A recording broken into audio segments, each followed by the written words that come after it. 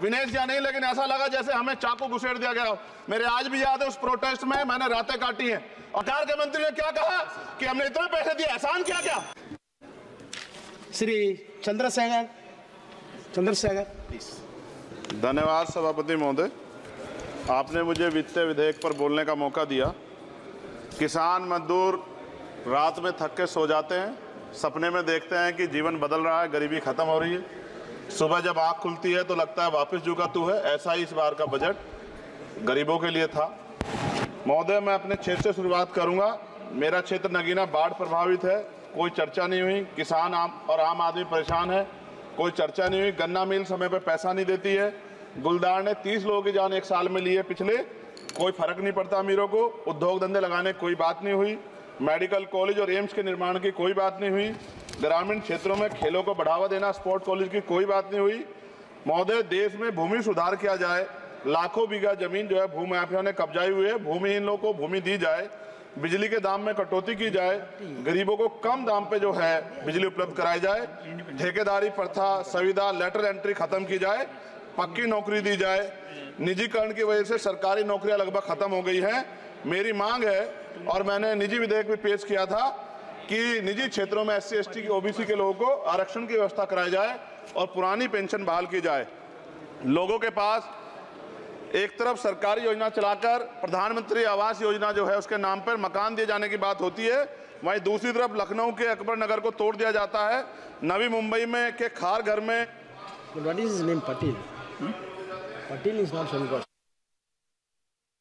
No, this is the caste. उसकी जार This is Kashmir, Chandrasekhar. No, this Patil. Mike नहीं है sir, बंद कर रहे हो sir? Independent. This is independent. आ गया। धन्यवाद। हमारे लोग सर आर्थिक रूप से बड़े कमजोर हैं और 2 अप्रैल 2018 के मुकदमों के लिए कई बार सरकार से बात हुई, वापस नहीं हुई। उनको वापस कराया जाए। भीमा को वकीलों को बहुत पैसे लगते हैं सर। भीमा कोरेगांव में 3000 लोगों पे मुकदमे हुए थे महाराष्ट्र में, वो वापस नहीं हुए। पुणे में दीक्षा भूमि जो हमारा गौरव है, उसका वहाँ पार्किंग बना के उसको अपमानित किया जा रहा है, इसको बंद कराया जाए। पेट्रोल पंप के जो डीलर्स मार्जिन है वो 2017 से नहीं बढ़ा सर, इसका असर ग्राहकों पे पड़ता है। इसका असर जो है पेट्रोल पंप के नेटवर्क सुचारू रूप से चलाने पे पड़ता है। डीजल मार्जिन की बढ़ोतरी ना होने से हजारों कर्मचारी, लाखों कर्मचारी जो वहाँ काम करते हैं उनके जीवन पर असर पड़ रहा है।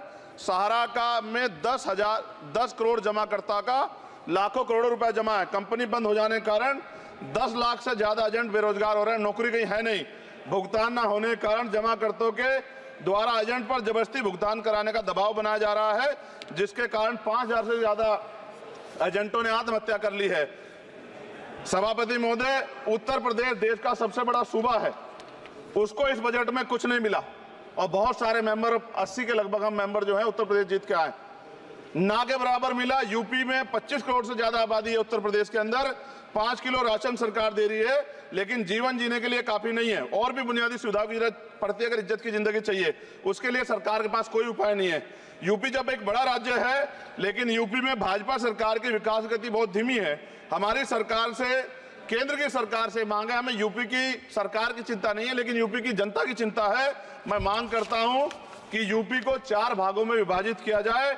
डॉक्टर बाबा साहब अम्बेडकर ने कहा था 1995 में, उनकी बुक है थॉट्स ऑफ लिंग्विस्टिक स्टेट, किताब में कहा था राज्य जितना छोटा होगा राज्य की प्रगति उतनी होगी, जनता को रोजगार मिलेगा और जनता का जीवन संपन्न होगा। मोदी, एक बात मुझे आपसे कहनी है, आपने भी ये विषय उठाया था जब आप अपनी बात रख रहे थे, शेड्यूल कास्ट के साथ जो धोखा किया गया सुप्रीम कोर्ट के जरिए, आप इस बात को इस तरह समझे, 1.5 साल पहले मैंने मांग की थी, अगर इतना हितैषी हमारे लोग होते तो जब EWF 10% दे सकते हैं तो 5% शेड्यूल कास्ट के उन जातियों को दिया जा सकता था, लेकिन दृढ़ संकल्प और इच्छा शक्ति नहीं है गरीबों के उत्थान की। साथ साथ OBC की जो जातियां उनको भी दिया जा सकता था। ये जो हमारे साथ खेल किया गया है, ये खेल जो है इसमें बहुत गुस्सा है, सरकार को संज्ञान लेना चाहिए और सत्ता और विपक्ष दोनों जो है अपना स्टैंड क्लियर कर दें, क्योंकि दलित समाज, आदिवासी समाज इसको देख रहा है, वो भूलेगा नहीं, जो उनके गले काटने का काम करेगा उनको भूलेगा नहीं।